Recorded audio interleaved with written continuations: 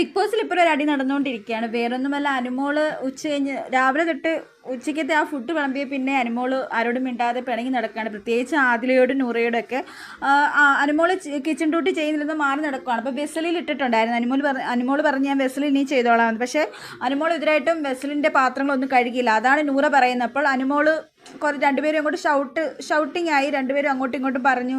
P ആറിൻ്റെ ബലത്തിലാണ്. അനുമോള് പറഞ്ഞു final 5ൻ്റെ വന്നതിനുള്ള അഹങ്കാരം എന്നൊക്കെ അങ്ങോട്ടും ഇങ്ങോട്ട് കുറേ പറഞ്ഞു. അപ്പോഴാണ് അനീഷ് വന്ന് സപ്പോർട്ട് ചെയ്തത്. അനീഷ് പറഞ്ഞു ഉച്ച കഴിഞ്ഞാലേ നിങ്ങളത് വെസലിലോട്ട് മാറ്റി. അപ്പോൾ ഉച്ചയ്ക്ക് മുമ്പുള്ള പാത്രങ്ങളൊക്കെ അവരല്ലേ കഴുകേണ്ടതെന്നൊക്കെ അനീഷ് സപ്പോർട്ട് പറയുന്നുണ്ട്.